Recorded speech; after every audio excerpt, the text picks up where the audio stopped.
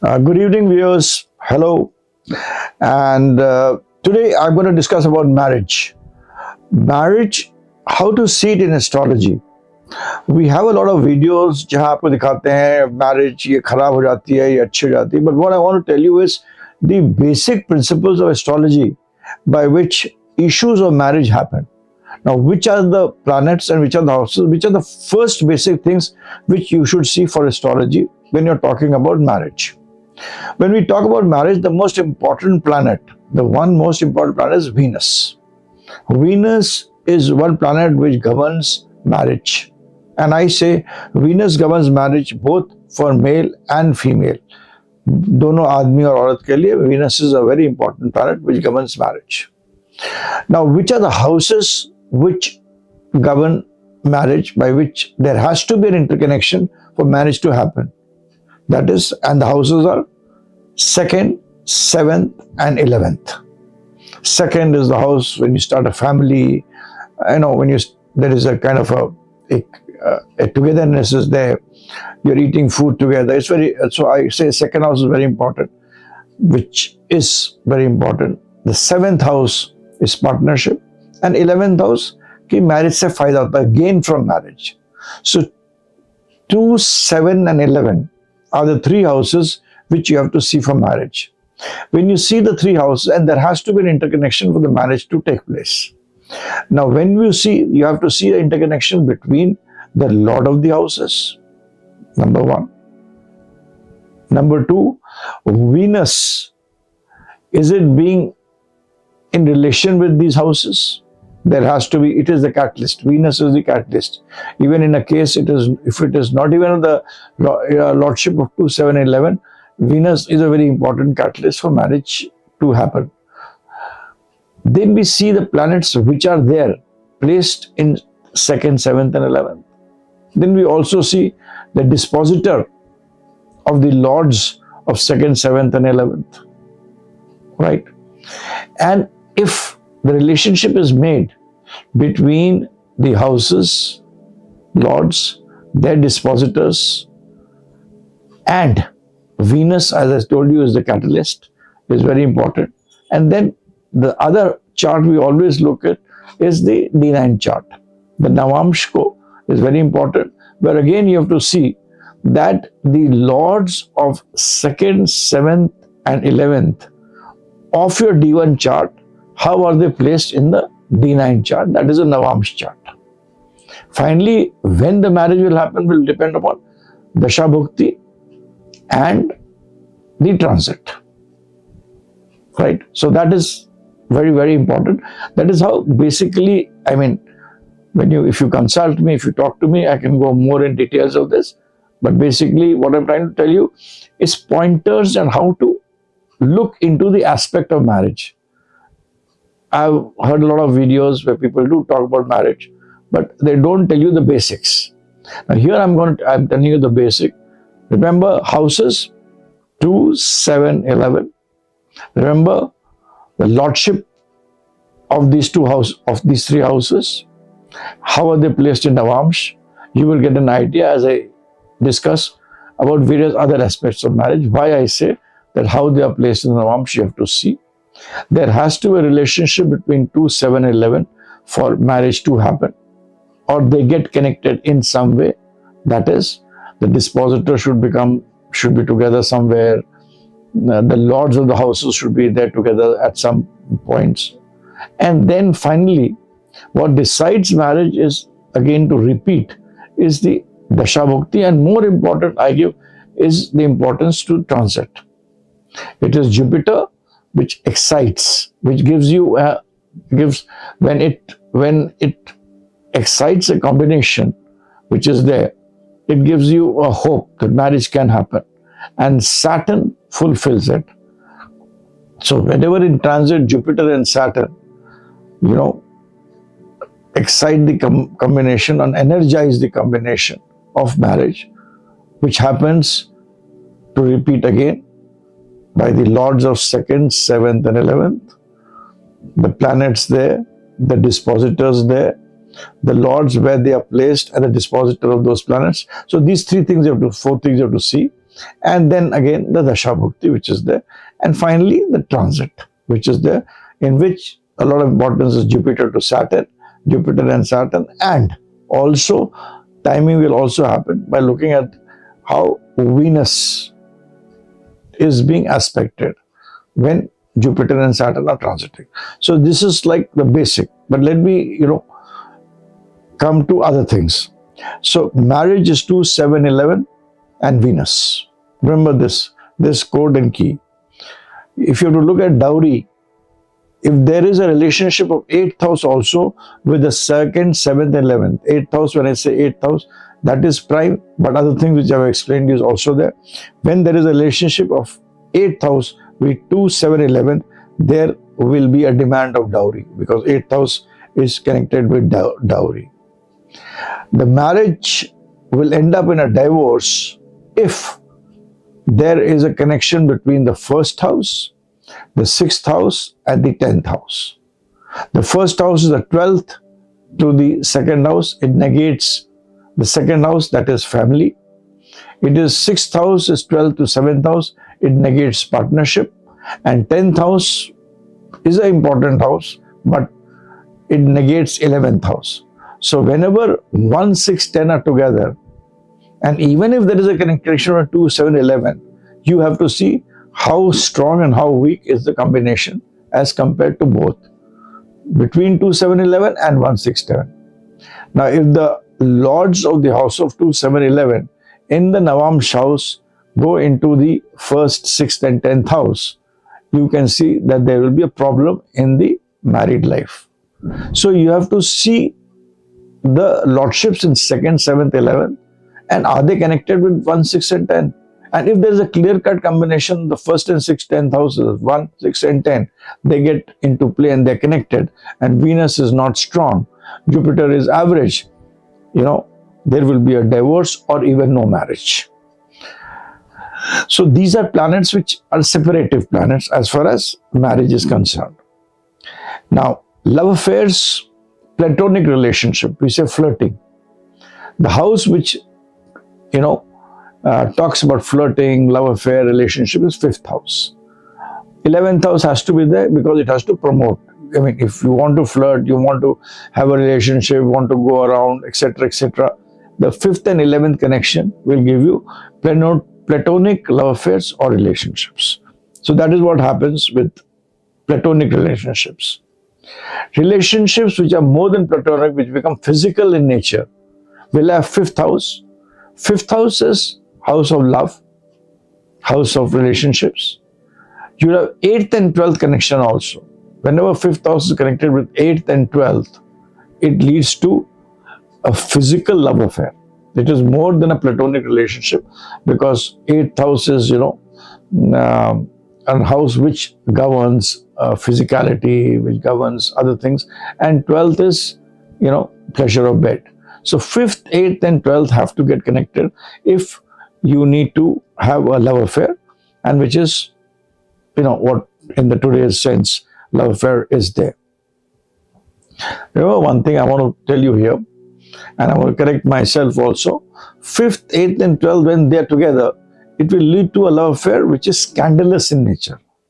You will have a love affair, but it will be talked about. People will, it will not be a kind of, seen in the right spirit. 5th, 8th and 12th together will lead to a scandal, a scandalous relationship, a love affair which becomes scandalous. 5th and 8th together or related in some way together will lead to a love affair, a relationship, but it will not be scandalous. तो 5, 8, 12 जब होगा तब scandal होगा, खाली 5 और 8वें घर का relationship होगा तो लव अफेयर होगा, scandalous love affair. Love affair leading to rapes of different kind. There has to be a relationship between 7th house, 8th house and 12th. 7th house is about partnership, but the person says that, in a rape there is kind of an open enmity. I'm defying you. I'm going to fight with you. The 7th, 8th and 12th will lead to a relationship where a love, where a person can, a rape is possible. Now, also, if you talk about prostitution, here again, a prostitute doesn't want to get into or have a relationship with a man because she wants it. It's a profession. So there has to be a relationship between the seventh house, eighth house, 12th house, and somewhere second house gets involved. In some way, second house will get involved, and there will be separative planets like Rahu or Ketu, which will also get involved with 7th, 8th, and 12th houses. These are the planets which can lead to a kind of a prostitution kind of a combination, which could happen. I mean, 7th, 8th, 12th will I have seen a lot of cases where prostitution is there, and this combination is surely has to be there.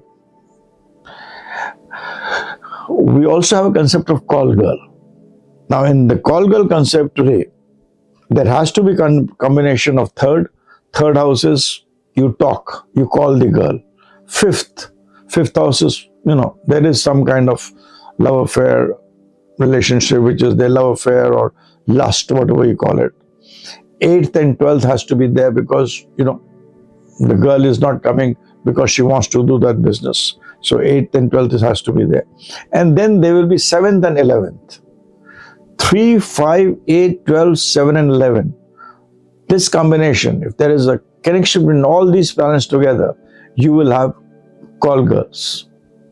Because call girl, in the case of call girl or industry of the call girl, there is communication, there is relationship, there is 8th house, there is the pleasure of bed, which is there, and there is a combination of a negative tendency of doing something perverted, which is possible, and also 1 and 2 will be involved because the person is doing it by himself, by herself, and for money. So these are the important combinations which you have to see, the houses which you have to see. So just to repeat, marriage is 2, 7, 11. Dowry is 8th and 11th. Divorce 1, 6 and 10. Platonic love 5, 11. Love affair 5, 5th and 12th house. 5th, 8th and 12th have to be involved in a scandalous love affair. A rape is 7, 8th and 12th house. And in the case of prostitution, it is again 7th, 8th and 12th house. Call girl is very interesting. It is 3, 5, 8, 12, 7 and 11 houses, which I have seen. And there will be a relationship of 1 and 2. In all these houses, Venus, wherever it is, a love affair, a scandalous love affair, rape is there, prostitution is there. Venus will be afflicted by planets like negatively afflicted by Saturn, Rahu, who are not also strong, who are on the downward trend. So this is how you have to see whether there is a promise of something which is there. Jupiter always plays a role that, my concept of Jupiter is Jupiter will only hide things. If an aspect of Jupiter is there and these combination of these houses there, Jupiter may cover up things, nothing beyond that. Right? Saturn and Rahu, they amplify things. Rahu definitely amplifies it. Saturn also with Rahu will amplify things. Saturn has a tendency of, of a person acting, a person behaving in abnormal way, depending on the house and Rashi. Like Saturn in the first house may act in a very negative way. A person may be easily, where I say 1 and 2 has to be important, like let it be love affair, let it be prostitution, let it be relationship. If you have Saturn in the first house and you have 3, 5, 8, 12, etc., which are afflicted, then a person may become a call girl by her own desire. So that is what happens with Saturn. So you have to see the placement of Saturn, which is there. Rahu and Venus definitely has to be afflicted. Jupiter, if it is very strong, and these combinations exist, I again say that it just covers up things. So you have to see the D1 chart and the Navam's chart, which is known as the D9 chart, and see how these houses and the lords of these houses are there in the D1 chart and the D9 chart.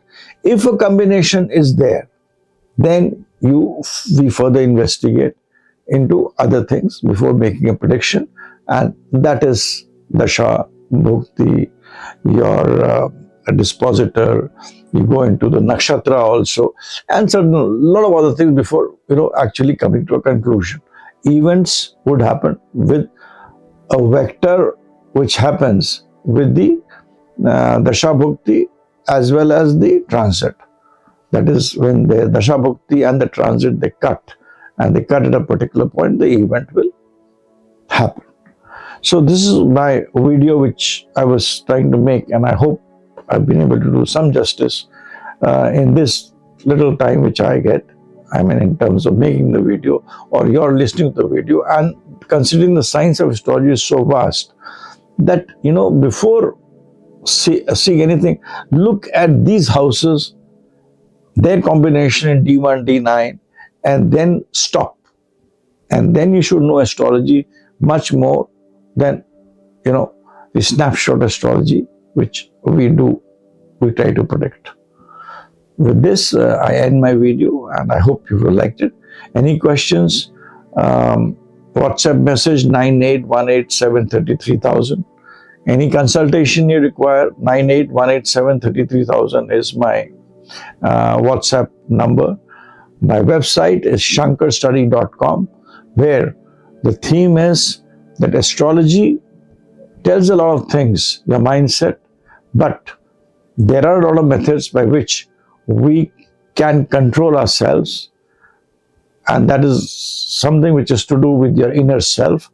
A lot of methods, it can be done, and I always relate astrology to wellness, to overall wellness. So we can, that way it is helpful for people. So that, please go to my site shankerstudy.com, and for any consultations, predictions, write to me at 9818733000. That's my WhatsApp. Thanks. Bye for now.